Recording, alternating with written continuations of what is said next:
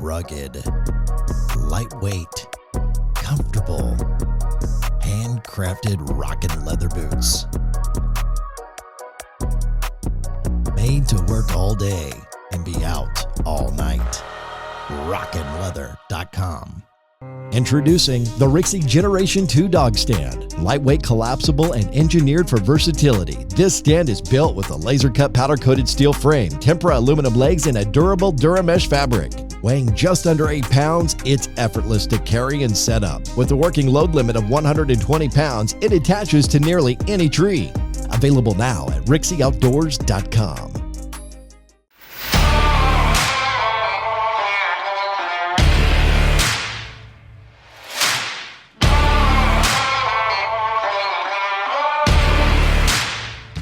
Winter Productions, content creation company that is here to tell your story, whether it's about the love of your life or capturing the chance of a lifetime. We are here to tell your story.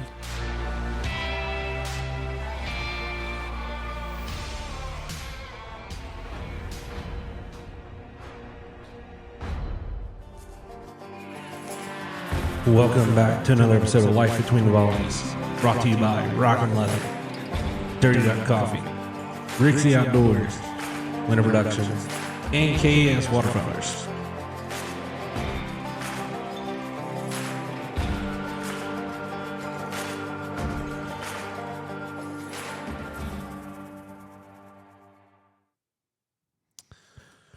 Welcome back. Oh, what is going on here? I have a picture and I can't hear myself. There it is. Okay. It's been a minute. Now I got to figure this out. I think, it's because I'm on the wrong screen and went to the interview screen, which is fine. So, it's been a minute. I'm going to apologize for all the coughing I'm going to do tonight, but we're back. It's been about a month and a half, probably. September was crazy. 1st of October was crazy. Yeah, it's been probably 2 months, since we talked with Ronnie, and, was supposed to do this podcast a month ago, and between vacations, personal life, and all that, we didn't make it happen. So we're going to be joined tonight by Lane Dunning of LD Custom Calls. I actually have one of his custom calls sitting right. Oh, I'm actually kind of blocking it right there. It's the one I picked up for him last year at the NWTF. I love this call. I've ran it on a few hunts. I kind of have a ton of calls, so it's kind of like crazy amount of calls I have. We're going to get into him starting the duck hunt and where it all come from, and I think he's also guides now, makes his own calls. He's full-time in the duck world, so we're going to talk all about that and what it's like now. What else is... Man, there's been a little bit of change. We do have an affiliation code with another company that I need to get the guy on here from Falco, the foul pole. I love it. I actually ran it this October duck season. It's just another type of equipment pole, say, for those places where, like, you don't have a tree or you're in buckbrush or something where you don't really have a place for it. I like using them, kind of where we hunt. We don't always end up with a big tree, or I also take way too much stuff too. I'll start there. And what I like about this is how small it kind of folds up and fits in perfectly in my boat. So, man, some changes that are kind of going to happen, and over the next month we'll kind of break down and talk about is I sold all my decoys, all of them but 12. we're switching up this year on the floater side, and we're gonna run heydays. Um, we're getting ready for Arkansas. We leave for Arkansas in 2 months. No, like a month and a half. We leave for Arkansas, so we don't have much time. We need to get these actually. The rest of them come tomorrow after recording this, and we'll hopefully have them all rigged out and ready to go by youth season in November. But my attraction to them over the Tangle Freeze were the different the different the different weight. And Lane's about to call in right now. I'll see if I can figure this out. Me and Ronnie struggled so much with it. We just need to FaceTime to show up over here on the computer, and we'll be good. I'll tell you, I'm wrapping up an intro.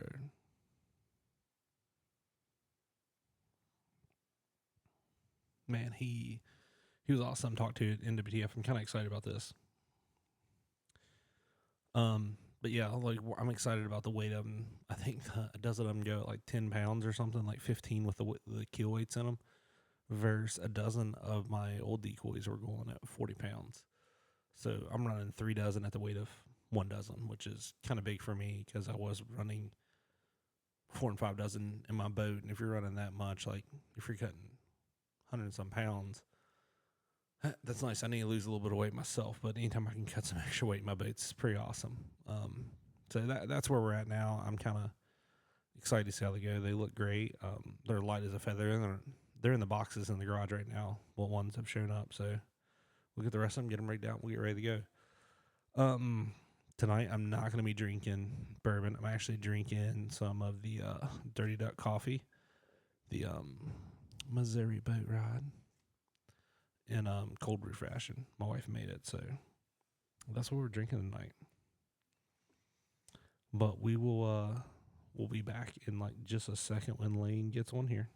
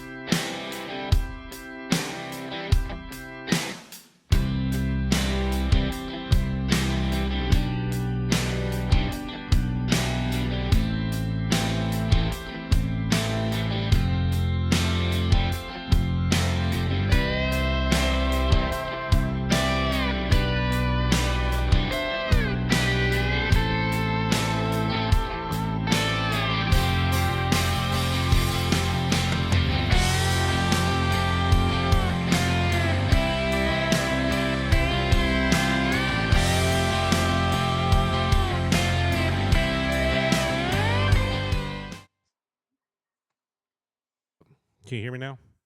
I can. Awesome. This is going way better than I anticipated, and I actually was able to hook this all up, and it all cooperated for the first time in a while. Try and get a good spot to set this stuff up as well. We got a freaking mess out here. Well, I mean, that's your job now. So, I mean, really, is it a mess, or is you're doing a lot of work in the office? I mean, being productive. Yes. Yes is the answer. Perfect. So, man, I'm glad we finally got to do this. I know it was a little bit of a delay on my part because I had some family stuff come up, and then like it was crazy with just side work that I didn't have a moment to breathe, and I'll never book that much media work in the month of September and October again. I mean, I hear you. weddings Well, pay, man. weddings pay great, but man, they're not worth all the hassle. You doing photography gigs with weddings? Mainly video. Dude, photography stresses me out at weddings. I did one. It's it's quite stressful. I think. Gotcha. I don't know if it's my end or your end. We're lagging out somewhere. It's back now. It might lag a little bit. If it does, I'm gonna be mad. It might be Starlink acting up.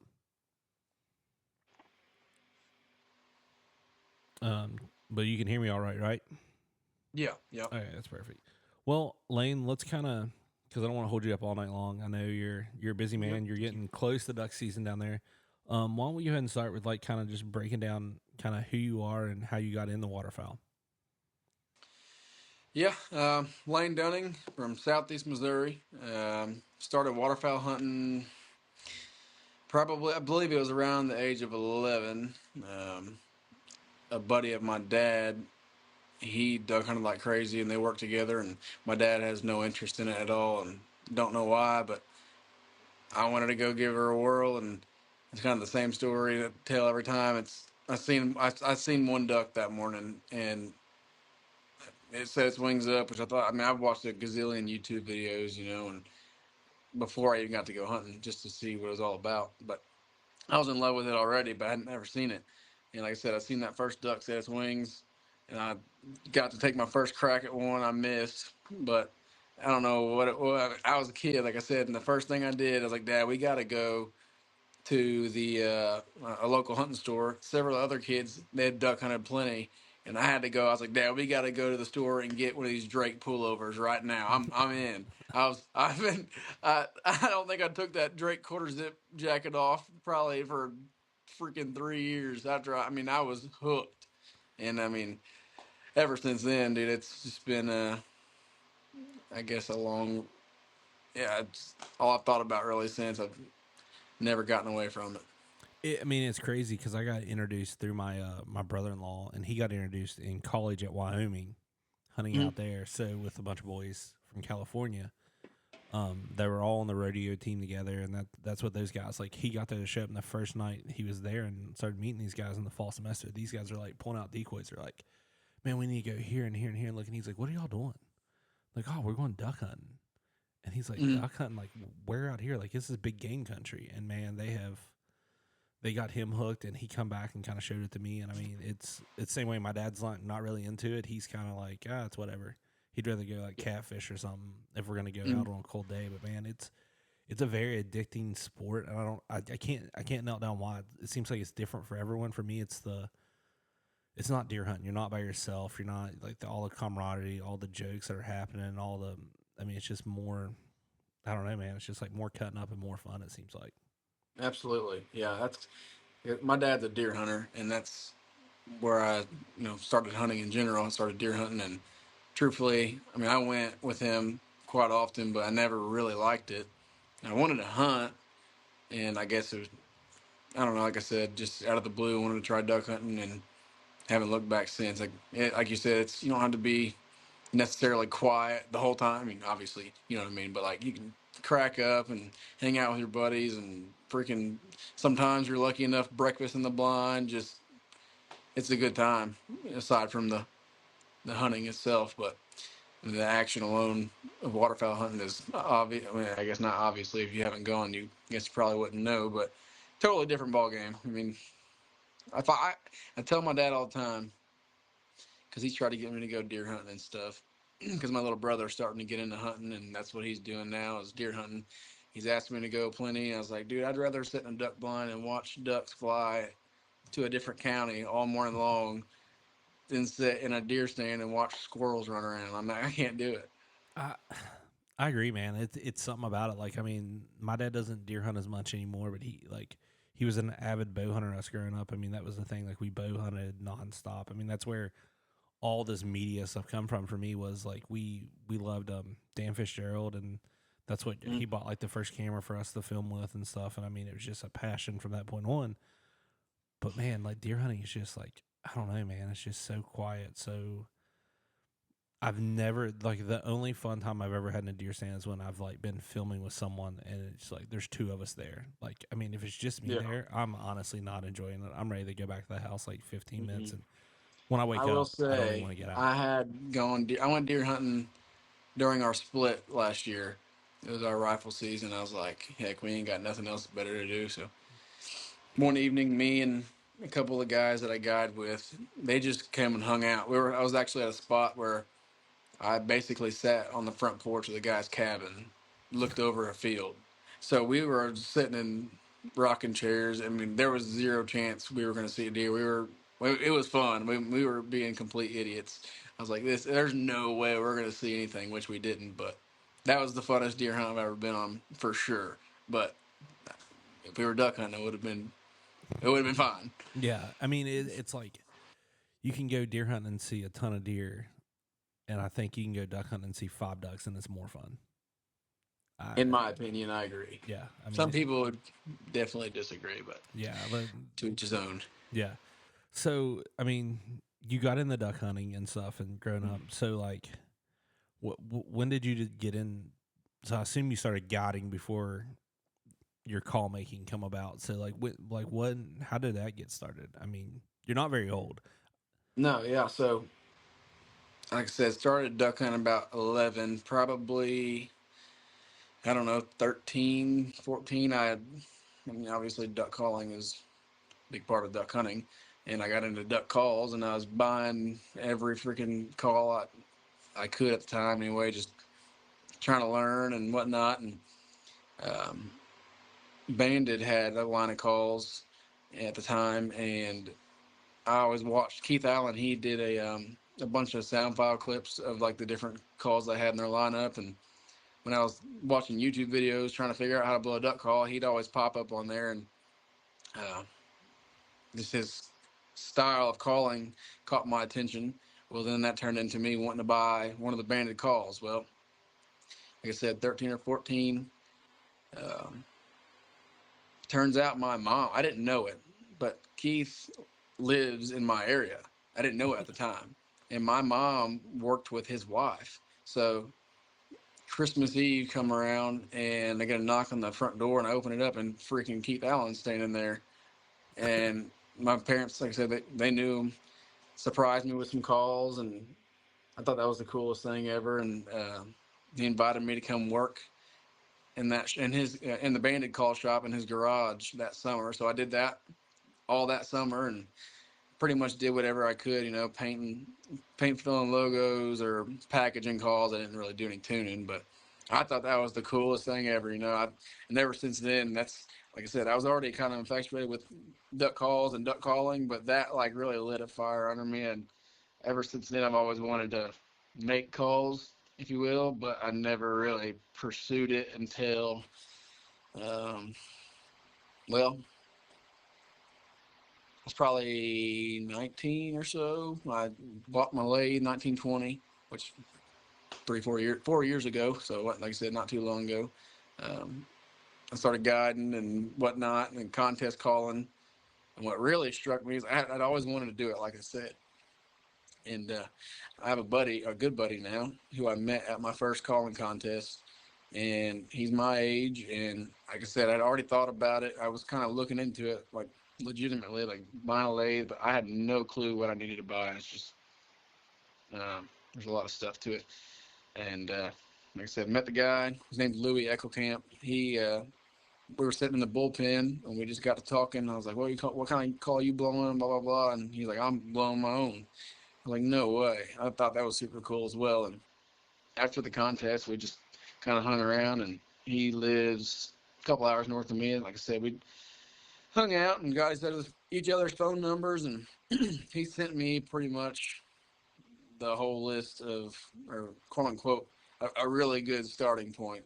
And that's whenever it kind of all started. I bought all the stuff, and I made a lot of dust before I made anything near a duck call, that's for sure. But that's really where all the call making started. But I've always I can ramble forever. I'm probably No, you're perfectly no, fine. No, but this is great. Like, it kind of all starts from when really when I first started duck hunting, and now with all that being said, I like contest calling, and but like I said, with the being able to see ducks, even whether we're killing them or not, but duck calling is by far my favorite part of the hunt. Like that's what I like to go do.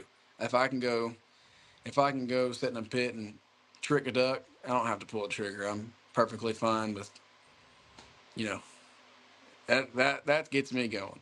yeah, I feel like that's kind of like me. Like, I'm a horrible duck caller.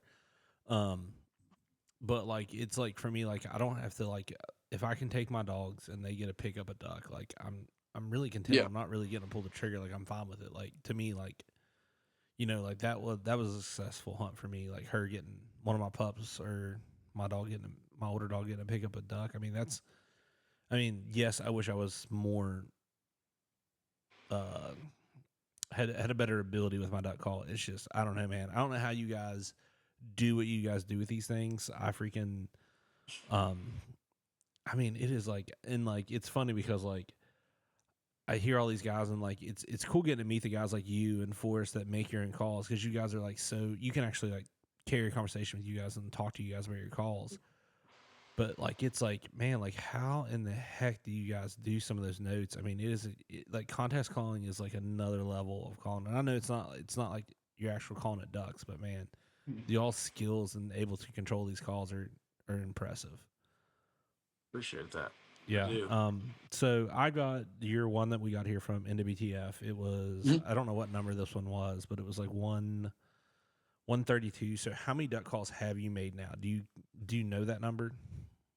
Yeah, uh, honestly, probably right under 100 since you got that one since then, which I think whenever, so the timeline for that would be duck season just ended not long before then. I went on a hunting trip and I'd make, calls the year before, but I hadn't quite got back into my shop yet. And I think I made them two that took the NWTF that week, and that kind of kicked it back off for me. But with that being said, I kind of went from NWTF back to my at the time real job. So kind of I wasn't in my shop all the time. And then I started call making full time. I took that leap. I was like, why not? I mean, I figured give her a whirl. Better now than better now than later, I suppose. But I took that on. I believe I really don't remember the date. Right after Callapalooza, So like and July-ish area, I think is that right? yeah, Yeah, I mean, like, it is like, you like, anybody needs to go check out your site, your Instagram, because I love the look of your calls. Like, thank you. I was like torn on buying this one or ordering one from you, and I just couldn't help but buy this one from you, and I still think I'm gonna buy another one eventually from you.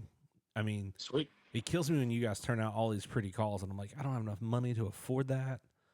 My bank account, like, I can't. My bank account just can't afford like all the wants I have. Like, there's a lot of wants, not a lot of needs. Oh yeah, Like my wife. that's what scared me right there. Exactly what you just said about doing the custom call making full time. Um, I love it. Like I said, I mean, I love duck calls, and like I said, exactly what you just said. Nobody like needs to buy duck calls. People want to, but if I don't have enough want to people, then you know, kind of screwed. But it's So working so for how now. so how long did it take you to kind of develop your sound in the, like? I assume you have a jig. I don't know a lot about call making. I know very little. I know enough to get myself in trouble talking about it. So how long did it take you to kind of develop the jig or the call you were going to go with? And do you just have one? Do you have multiples, or how's that going right now? So the first one I made that I was proud of, and I still have it. It's come a long freaking way, like a long way. Like So what happened was I was getting to the point of tinkering to where I was like, I'm close to getting something like that'll work. At the time, I mean, it it wasn't going too hot, but I was right there. And what actually happened was, I told my Ducks Unlimited chapter. They asked me if I'd do it, if I'd make a call for the banquet, and I was like, yeah, I'll have a call. I'll have it figured out by then. And I figured one out, the one I was really proud of at the time, the night before the freaking banquet. So I had to give up the first one and sell it. Luckily, the guy who got it gave it to me, and I ended up making him one, gave him number two, if you will. And he said, I've still got it. I ended up jigging it after that banquet. I got the jig back. I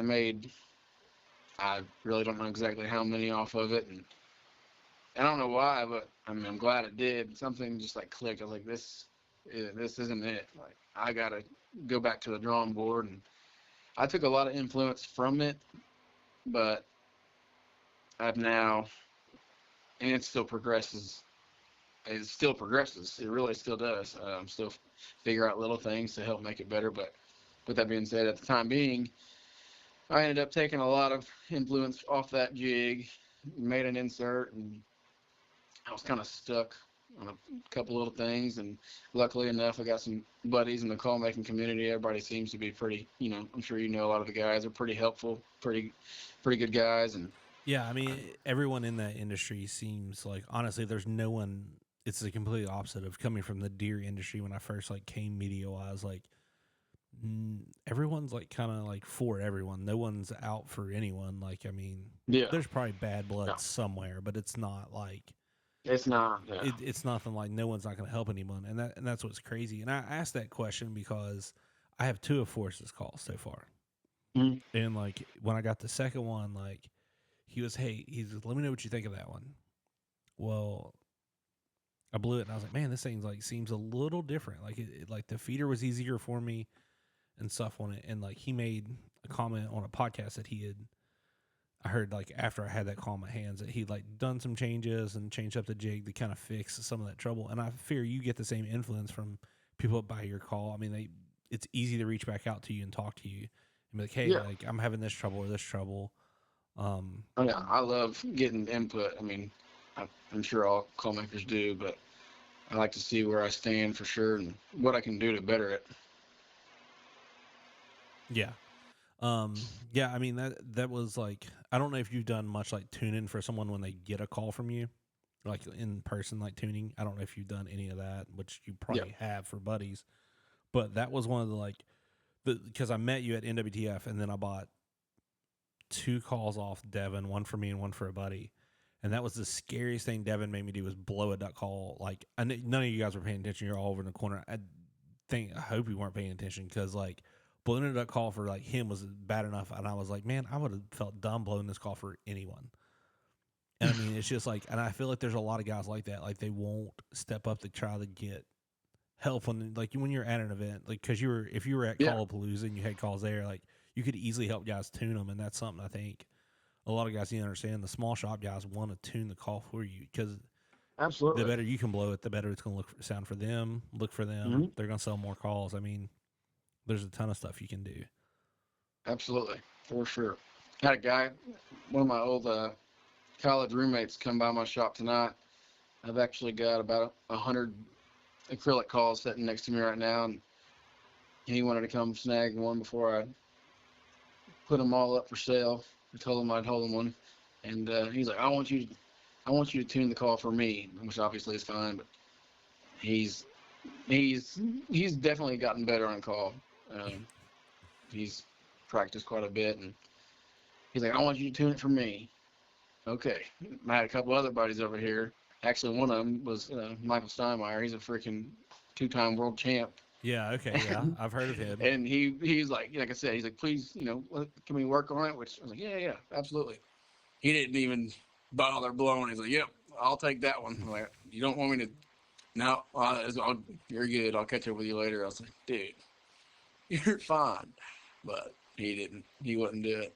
Yeah, I mean, I hunt with a couple guys who there's the one like I try like actually there's two of them. I try to convince them they need to do contest calling, and they're like no, and I'm like, you're good enough that like contest calling is going to make you that much better. And in our state, I don't think there's no contest in our state. Like we could work together and make a state contest to qualify someone to go to Yeah. Worlds. And I mean, they both kind of live and breathe duck hunting like me. So I'm like, this is dumb that you guys don't want to do this, because I mean, it'd be one of you two going there. I mean, there's no one. I don't think there's very many people that are better in the state. Yeah. But yeah, it's funny how like some people like I've learned not to be as shy around people blowing duck calls, because I've had a few different ones tuned for me, and I'm like, this point I'm like, I suck. Those guys are just going to get used to hearing me like squawk on this thing until the guy figures it out I'm blowing for. But so you got some acrylics there, because I know you do some very unique. Like I don't know if that's the right word. Like I guess they're called sleeved. I'm trying to learn a little bit. So sleeve calls, which I find, man, they're gorgeous. I freaking love them. Like, and when you post, I think it's kind of funny when you post them, and then oh crap, what's his name comments on them all the time. It's Kyle. yeah, yeah. He was here a while ago too. Yeah, I think it's he works at the same outfitter I do. Yeah, That's just how he is. He's always, he'll be like, I don't know. He's always got something smart to say, and I've had people ask me like, "Don't that bother you?" I'm like, "No," just because I know he's just joking, you know. yeah. I mean, and like that, you can tell that like your responses to him, and like you can tell like, all these guys are buddies. They've spent time together. Like, Yeah. But that's the best part about it, is just because like that banner. I mean, it's it's something you just don't really get in the duck hunting industry. So, like, how are you on the contest side this year? Like, have you qualified for Worlds? Yep. Yeah, I won the Illinois River Regional at Presley's. Okay. Now I have a question on this, because I did listen to a podcast the other day with Grounds, and he was talking about how, like once you win one, you're done for the year. Like, is that something you guys I mean, I don't contest call, but like to me, like I would agree that's kind of annoying that you can only kind of blow in one of those contests and you're kind of done for the year until Worlds. Yeah. I mean, has there been any talk amongst that? I mean, because there could be like a ranking system put in place where like you could rank guys and like you could still get like different. I don't know how big the field is. However, the field is, you could still get enough guys there to fill it. And I feel like you wouldn't be cheating people out of getting there. Yeah. So you can, with that being, I mean, you can go blow in contest still technically. Like I can go to a regional now and pay my entry fee and then just disqualify myself in the second round. That's what Seth did at Presley's, because he qualified at Qualipalooza. I honestly don't remember the name of that regional. You can do that, but man, I ain't gonna lie. It's I'm kind of nervous right now. Obviously, Worlds ain't too far from now, and I gotta get after it practice wise, because usually we have a class every Monday night from March till September 1st, Main Street calling class. We just go there and practice at Keith's house, and keeps me in good shape, and like I said, I've qualified in, I think it was August, and I'll just straight up tell you, I haven't hardly picked my calls up since, so I've got to get after it. But with that being said, like I said, you can go call, but you got to disqualify yourself. I mean, you're not even getting a chance. Like, I feel like you should still be able to have a chance to win. I mean, it's not like you guys, your entry fees aren't really, I don't know what they are, but I'll say like your entry fees versus your prize money is not really that big of a difference that I think it should be. Yeah. It should be that big of a deal that you guys can't win multiple ones. I mean, if you're doing a ranking system, like, and you should theoretically still be able to like rank where like guys who like you, who are probably going to go win one anyways, are still going to make it there because of the ranking. You're going to compete in, 3 or 4 and be ranked like, second, third through first, you know what I mean? Kind of like ordeal where you're still going to make it there. I feel like, I don't know. It's just something interesting I've seen that like, I'd like to see like maybe change. Cause I mean, it's cool getting to see you guys blowing contests, but it kind of sucks when I get to watch y'all do one video and you're like, oh, we won. It's well, I guess Yeah. I'll wait till they live stream Worlds. And Yeah. Yeah, I don't know, man. Truth be told, I've only been Main Street calling for this is my second year, so uh, I guess I don't have too much say in it. yeah, I mean, just 2 years making Worlds both times. Yeah, I mean that's so. Man, that's crazy. So this is your second year, and you made Worlds last year, didn't you? Yeah, Yeah, yeah, but it wasn't how I wanted it to be, but I did. Well, I guess a win's a win. But this year, I was glad or happy with how everything turned out, and hopefully I got man, the nerves beat me last year at Worlds. That was the craziest. I've never felt so nervous in my life. I mean, I'm always nervous at contests, but it was like uncontrollable, like freaking shaking. But now that I've done it once, and I feel like I embarrassed myself because I did freaking bad in the first round, and obviously got cut. So that kind of fired me up a little bit, and hopefully, like I said, I know what to expect now. So all I got to do is just think about just blowing the freaking duck call. But well, I mean, and you're also talking about like, I mean, it is the Worlds. I mean, what is it? 54 of probably. I mean, yeah, hands down the something like best that. guys that there is. Yeah, I mean, being one of those, I mean, is impressive in itself. Think of all the guys that blow a duck call every single day, like duck hunting. I mean, there's the best of the best are there pretty much. yeah, yeah, for Um, sure. so now now, are you blowing your own call in these contests? Are you still Meat running? calling contests, I've blown my own, but I'm blowing a Trinity for Main Street. Okay, okay, Or in Trinity, yeah. yep. Oh, that's interesting. Yeah, that's not one I've heard very many guys talk about. Really? Or maybe like, well, I mean, from where we're so far out east, like basically all we get to hear about is RNT and echoes. Yeah, I yeah, mean, we yeah. He's I think last year I really don't remember the number of how many people that qualified and or were blowing an RM at Worlds, but heck, I bet there was 25, 30 of us in the picture. So that's a good bit of people. Yeah. So yeah, I mean, because I mean, the closest call maker I have to me, I think there's one in West Virginia. I take that back. I don't know his name. Never seen his call. Is KS Waterfowlers, who I do a little bit of work with. They Yep. He's out of up near Columbus, Ohio. I mean, I freaking love his goose calls. Not. I'll say this. I don't really care. I'm not the biggest fan of his duck calls. That's why I don't blow his duck calls. I blow his wood duck call. I freaking love that thing. Yep. But like other than that, like I blow his goose calls and I love those. But yeah, I know he's got a couple different duck calls. But like even when the guys I knew that ran contests back when he had a group of guys on contests and I've seen their calls, they were all like custom did up and stuff. They weren't really some of his like more stock calls. Hmm. Yeah. You live in Ohio? No, What I you live said? in West Virginia, just out of Ohio. Gotcha. Yep, I live in the worst duck hunting state there is. If How you about Canada's? Canada's? Oh, we get a decent amount of Canada's. Yeah. That's what I'm talking about. I love that stuff. Oh, you love shooting Canada's? Yeah, I'd just about a lot of people would disagree, but I'd trade every freaking snow goose in the world for Canada geese to migrate in my area.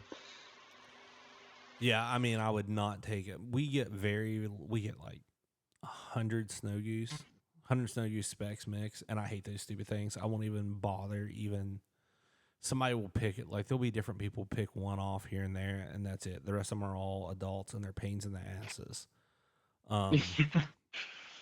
Like they I don't was in even. Wisconsin last weekend, and I was just like, man, I love this stuff. We were scouting, and we ended up getting, or one of my buddies' fields had a bunch of geese in it, and I was like, this is freaking, I love this. And I told him the same thing. I was like, I'd give up every snow goose that we had for these things. He's like, you're crazy. I'm like, no, you're crazy. But they don't get it. They don't get them, so I get it. Same story, just on the other end. I mean, like they are like, dude, big honkers are just so much fun. Like if you can get on the X and hunt them, they're so slow. Once they decoy in, they're so slow trying to get out that it's like just cupcake shots. I mean, it's. I think our best day was like 40. Was a 40 was we killed 40. We killed. I think it was an eight man. We had 9 guys and we killed an 8 man. and Sweet. it was like an Yeah. early season, and they were just stupid. Like shoot into them, reload your guns, and honk at them because they're coming right back to you like idiots. That's Um, awesome. yeah, that's my buddy, man. He's a diehard honker fan, and I'm like, dude, I do love it. They can take a freaking beating though, man. Sometimes they just won't die. I will know that much. Tough bird. Um now I do know a bird we get that I don't think you guys get there, which is black ducks. We get a ton of black ducks. I've only killed one. That was mine. Um, #1 hit lister, if you will. I finally. It was actually a freaking nightmare how it happened. It was, I think 2 years ago. Yeah, yeah. Man, I was actually one of my clients sailed a ringneck or two, like 100 mile an hour across this freaking field, and I was like, God. So me and my dog went out there, and ducks were jumping up in front of me. I was looking for this freaking crippled duck. I mean, ringneck, already probably diving. I was already figured I'd have a hard time finding it. Well, I found it. It was dead. I'm walking up to it, and I was looking down at the ground. I just happened to look up, and this duck flushes up in front of me. My dog's with me. I was like, oh my God, it was a black duck. I rarely see them. I bet I see one a season. And I mean, there's some here. I mean, it's not like, I don't want to be like it's super rare by any means, but it's not common. Like it's definitely not an everyday deal. Anywho, I shoot the duck, and I was pumped. I mean, I was like, my dog was on a line right to it, through corn stalks though. I guess I don't know. I don't know if the duck dove. I don't know. I would definitely wung it. I mean, his right wing was busted up, and that's about it. But thank God Kyle actually came out there to hang out that evening, and he was in the pit with the group I had, and I was like, I'm not stopping. I'm looking for this duck. I bet I looked for that duck for an hour and a half. And Kyle was calling. He's like, you come back over here or whatever. And I was like, no. I was like, I shot a black duck. And he's like, no, you didn't. He's just giving me hell. No, you didn't. Well, couldn't find it. I was sick. And I go back to the freaking pit finally.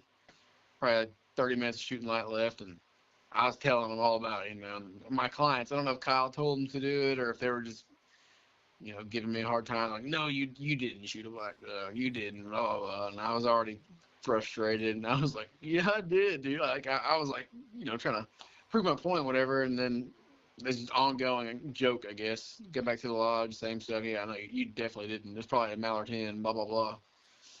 Whatever. Day or two goes by, and another one of our hunters or guides takes a group in there. 3 days, like I said. Yeah, 2 or 3 days. His dog runs off into the woods. Can't find his dog. He's hollering for her. Well, she come out of the woods with my freaking black duck in her mouth. Like, it was for sure it. I was like, I shot it on the right side of his body, broke its wing. I didn't know it was, I guess, that crippled, but it was still alive. And his dog found it in the woods 2 or 3 days later, and now it's in my house. So that was mine. Prized possession, and then my biggest nightmare, and then now my prized possession again. So I guess it's got a pretty, interesting story rather than cool. It definitely gave me, it wasn't cool. Yeah, so like my first one got away, to be honest. My dog broke like a pain in the ass. Well, actually, to start that hunt out, I went to back my boat in, and it's, I stupidly did not take the plug out. I'd left the plug in because I'm like, oh, if it freezes, like, it'll be a pain in the ass to get it in. Well, it had rained. As I start backing down the ramp, I noticed there's a bunch of water, like, in the back of my boat. Well, I open up my hatch, and my gas tank is underwater with the valve open. And I'm like, oh, crap. So I just pull the plug, and like an idiot, like, I let it drain out, and I go, okay, let's go. Well, as you can guess, water got in my gas tank, and I screwed up. That boat motor ends up being a nightmare, and that's a long story. And I end up in Arkansas with that boat, broke down in Bayou Meta 2 weeks later. It's a long, crappy ass story. But that day I fell in the water. My boat broke, fell in the water. Dog broke. I shot a black duck. It swam around in the backwater, got under a log, got out from under the log, and flew away. like a year later, I finally shoot another one, and like they come in decoy and land, and they're a little far, and I'm like, we could try them, or they're gonna leave. Like they're not gonna get no closer. And that morning, Yeah. the river had it had ice coming down it, and the whole entire river was frozen. And like if a barge could break it, like it wasn't that thick, but it was thick enough that like it was that you. I watched. We'd already shot a widgeon that landed on top of it and stayed up on the ice, so it wasn't so thick a bird would fall through it. And we pull up to shoot these two ducks, and I'm the only one that shoots. And they kind of bank out around the river and take off. I'm like, well, crap.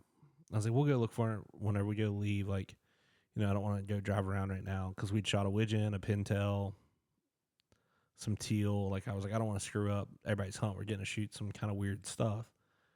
Mhm. And we're sitting there, and this ice comes floating down the river. And my one buddy with me goes, that's a duck laying on the ice. I was like, no, it ain't. It's a clump of dirt or something where that ice was up against the bank. He's like, no, not. Well, he pulls out a pair of binoculars that he happens to have with him, and he starts staring through it, and he's like, dude, that's a duck. He goes, that's that black duck you shot. And I was like, no way. It floats on down there towards us, ends up out from us, and sure enough, that black duck had somehow went upriver, died, I guess, in mid-flight, and fell out on the ice and floated back No down to us. way. And I was like, that is crap luck. I was like, that duck has gave me like a nightmare. And since then, I've shot a bunch. It was like you get one shot, and then like around here, it was so much easier. Like it took so much pressure. But I'd say we see 2 or 3 a hunt at least, if not more. I mean, there's one hunt that's all we shot was our limits of black duck. Yeah. It was like it was that, and we missed a blue wing teal. I don't know how that was our hunt in the middle of January, but it was. So what is it like guiding? Let's jump over talk guiding a little bit. I mean, I think getting the hunt like every single day would be fun. But what's your favorite way to hunt? Like, how do y'all hunt? And assume y'all hunt pit. We got pits and blinds. Honestly, he's kind of got quite a few. Several different opportunities for a hunter to come hunt. I mean, depending on the time of the year. We're in the middle zone, which is where the lodge is at. And the south zone opens up, I guess, Thanksgiving weekend. And, I mean, you can go across the highway and be in the south zone. So we're right there. I mean, we get to hunt, quote unquote, 90 days, it overlaps. But lots of flooded corn and pits. We have one blind called the Horseshoe Slough. It's kind of like an old slough, oxbow type deal. We got a big blind in the tree line there, and it's still flooded corn, but it kind of seems it's not timber, but it gives it's kind of that vibe. It's really cool. And then, like I said, we go south in the south zone. We got rice fields we can hunt, and then we've got on the Black River, we've got flooded timber and rice fields together. So I guess, depending on how someone would book, you got several different opportunities to hunt. But it's cool. I like that because, don't get me wrong, I love the flooded corn hunting and whatnot, but getting to see a different scene every now and again feels good. Yeah. I mean, we mostly here get like it's river or backwater, and it's big river. It's like it's not little river. Like, I mean, like I think the canal, we measured it one day. Like it's most spots it's going to be like 100 yards wide, and then you got the Ohio, which is going to reach like 200 yards wide, if not more. Yeah. So I mean, like you're nowhere near shooting across it, and it's kind of a pain in the ass to land birds on it. You pretty much got to be exactly where they want to be. They're going to land left, right, or way out in front of you. Yeah. But I've always thought like pit hunting would be cool. I mean, I do enjoy like the timber style hunts. I mean, we kind of get that vibe here when it floods up in our creeks, but not like a true timber hunt. But no, we don't have any pits around here. I think that'd be the coolest thing to hunt. It's cool. Yeah, I mean, I don't mind it by any means, but in my personal opinion, I prefer wooden, in a blind. I mean, it'd probably be like one time I'd probably be over it, but like I've never hunted. I mean, I guess we do have a blind. There's one farm we hunt that the boys put a blind up on it.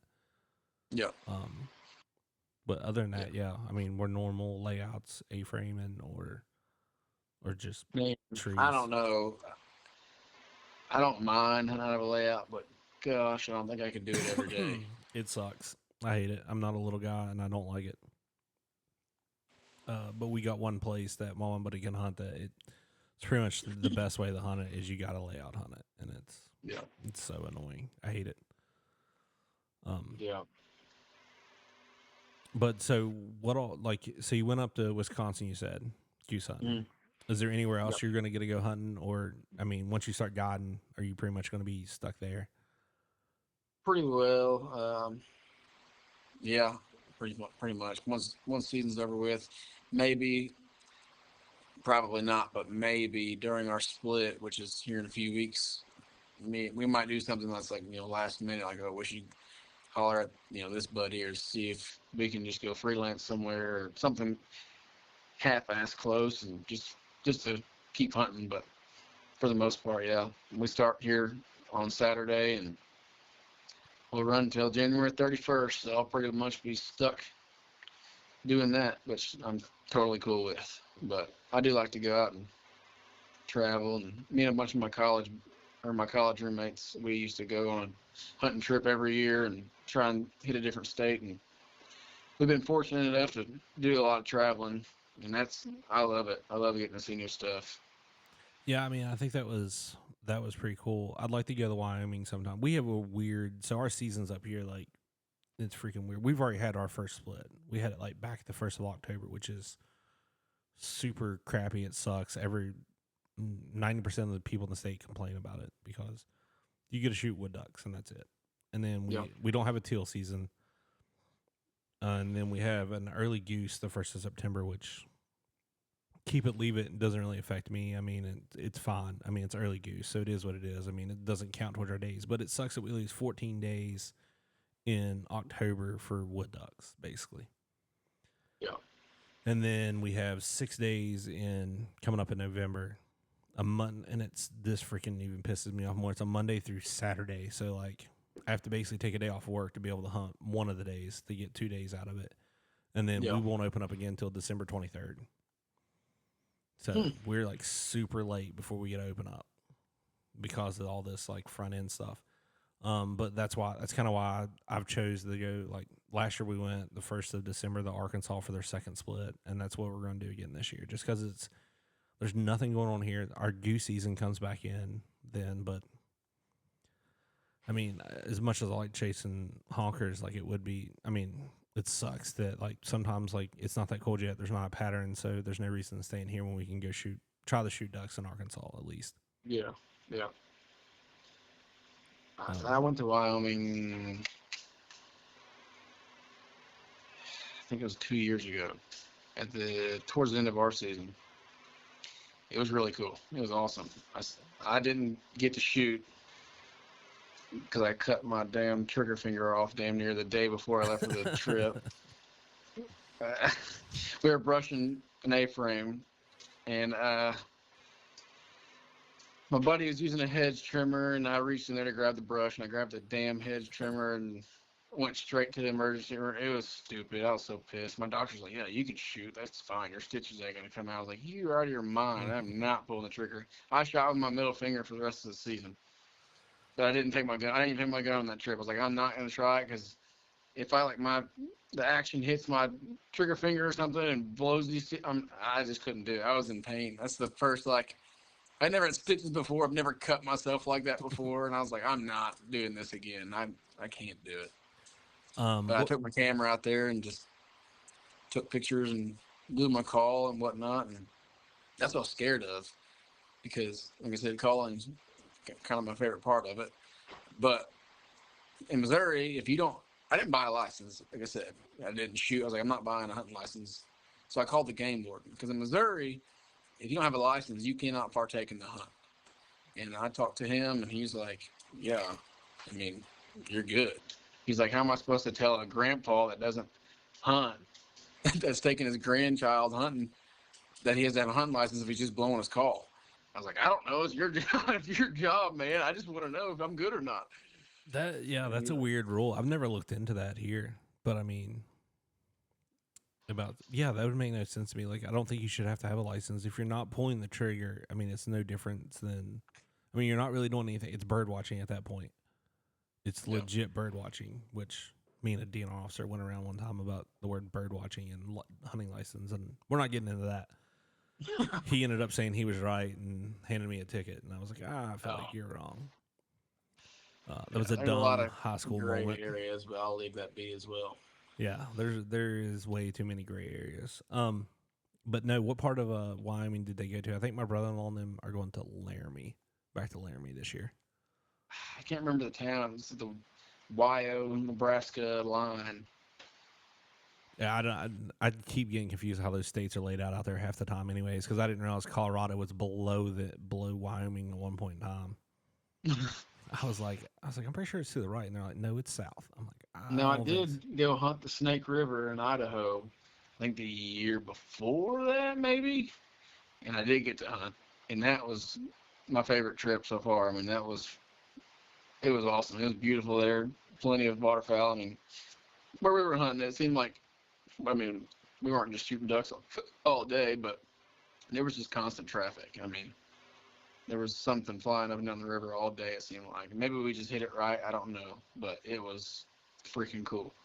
I don't know, man. My brother-in-law, when he goes out there and all his buddies that are out there, it seems like every time they post on Instagram, I just want to punch them in the face through the phone. I'm like, dude, how do y'all just shoot a limit every single? I'm like, I understand they put in the work, but I'm like, damn, like we do not. I mean, we don't get the birds like that out here. Like if we can scrounge up like a 3-man on a hunt, that's like amazing. That's like over the top. Like it's something you did something special here. Which most people, if they shoot a 3-man, they're unhappy because they had 7 guys. They want more, but like it's definitely different out there. And I'm not gonna make it this year. He's actually got engaged the other day. So he's going out there. Then he's going to Arkansas with me. So he's getting 2 trips this year. But he's trying to figure out what he's going to do for his bachelor party. It's probably going to be a hunting trip somewhere. So, Heck yeah. So it's probably either going to be Arkansas. He's debating on Arkansas because he's thinking about buying a boat. But he's also brought up Idaho and going back to Wyoming. So yeah, I love going out that way. I say that I've done it 3 times: Wyoming, Nebraska, Wyoming, Idaho, and Montana, and they've all been awesome. yeah, I mean, it's just I think that's a special place out there. I've never got to make it there yet, but like way he talks about it, he's been out there and hunted a bunch of those different places with his buddies, and it's pretty awesome. It seems like. Yeah, it is pretty cool. I mean, I went to Canada for my first time last year, and it was awesome. Don't get me wrong, but something about going out that way, it was just, I liked it a lot more. I can't lie to you. I don't like, and that's honest. I don't have like a real desire to go to Canada right now. I had the chance to go last year and didn't get to go, and I just don't know. I don't know if it's like, I don't know, to an extent, like me and another guy talked about. I was like, I think I'd rather go west and hunt somewhere like the Dakotas or something. Mm-hmm. I don't know. I just don't have a desire to cross the border up there. It's a blast. I'd say it's something that people need to go check out for sure. But then again, I don't know. I guess there's a lot that goes into it. A lot of outfitters up there probably wouldn't like me to say that, but it's part of it. Yeah, I mean, I know a lot of guys that go up there. I think the guy that owns like KES, I think they like freelance every year up there somewhere. So I mean, there's a lot of guys that go freelance up there. I mean, it's probably never going to stop the freelancing that's going up there. I don't know. I've heard rumors that they're going to crack down, but who knows? Yeah, I'm pretty sure. I'm not for sure, but I think that's a sore subject for a lot of people that work up there.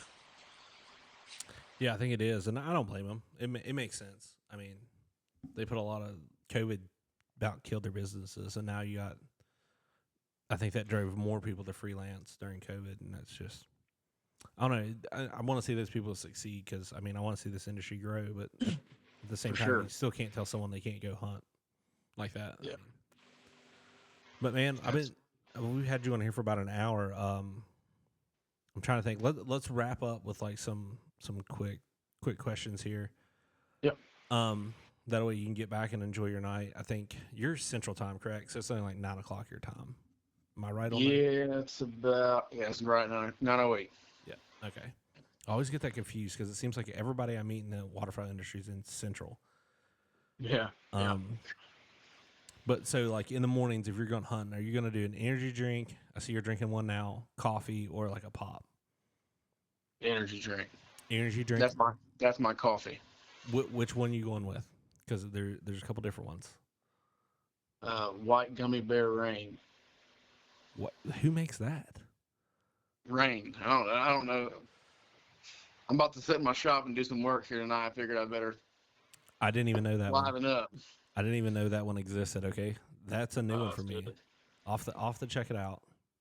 I'll check it out. Because I just learned about Ghost not too long ago because that became popular.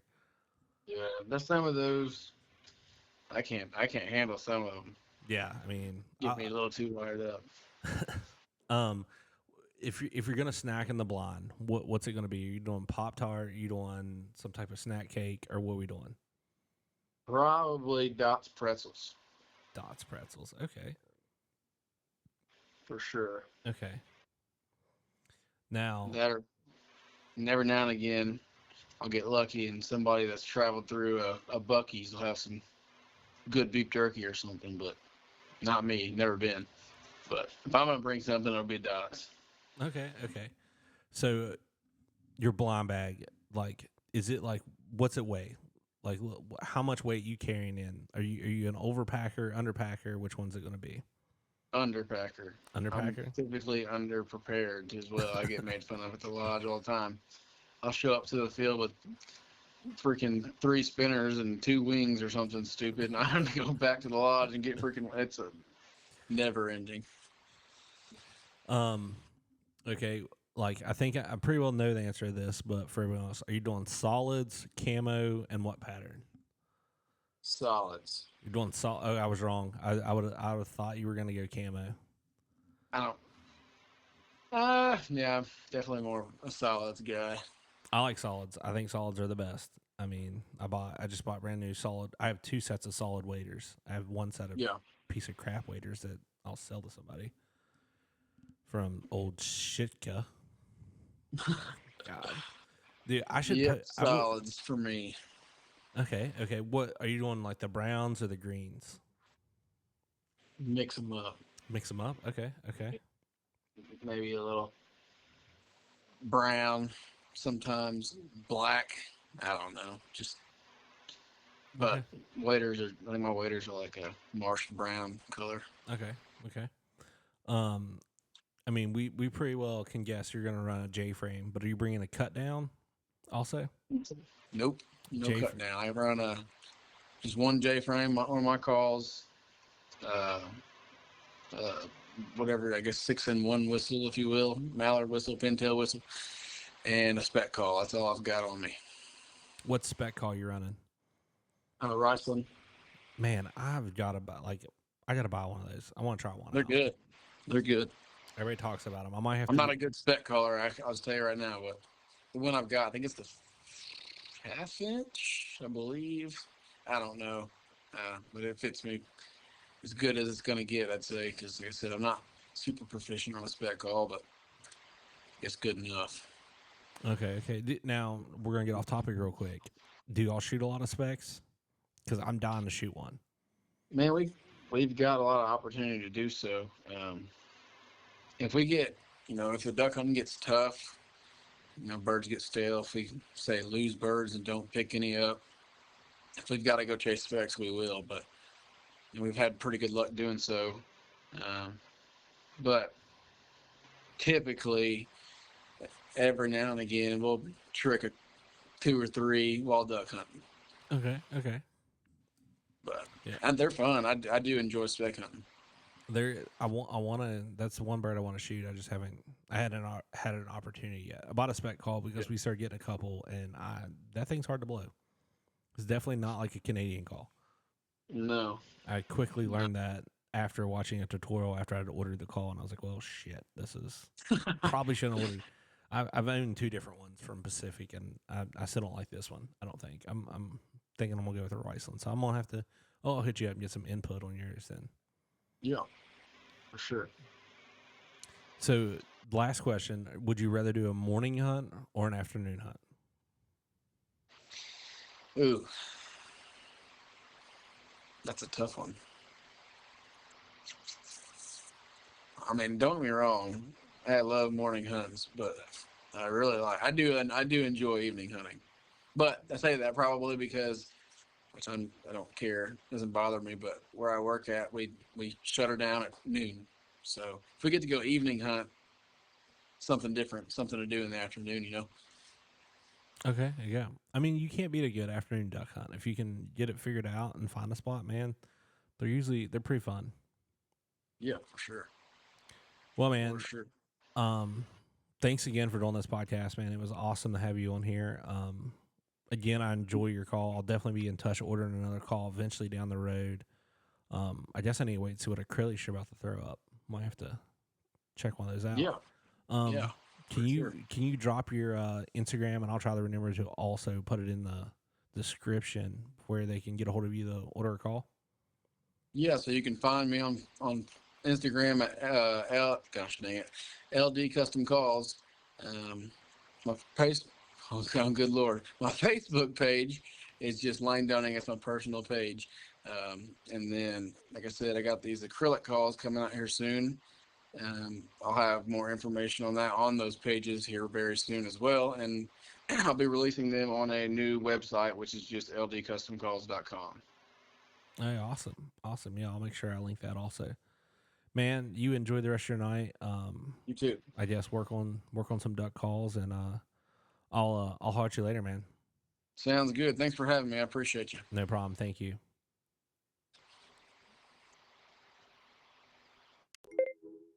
Well, that was freaking awesome, man. He was pretty awesome. We got off topic there a little bit and just shot the BS, man. He lives in a freaking interesting place, man. That's crazy. I kind of want to go hunt Missouri and stuff, and maybe I'll get to one of these days together and hunt. But we'll see. But until then, thank you again for coming back to the podcast. It's been a while. I've been busy. We've got some people lined up. We got some Delta guys. We're gonna try to get on here soon. Some more call guys. Maybe catch back up with the guys from Arkansas before we head to Arkansas and see kind of how their season's going and that first split. And we'll be headed to Arkansas soon. So we may pack everything up and take it down there and podcast from there. I'm going to talk to the guys and see if they want to do that. But until then, you guys have a wonderful, exciting night.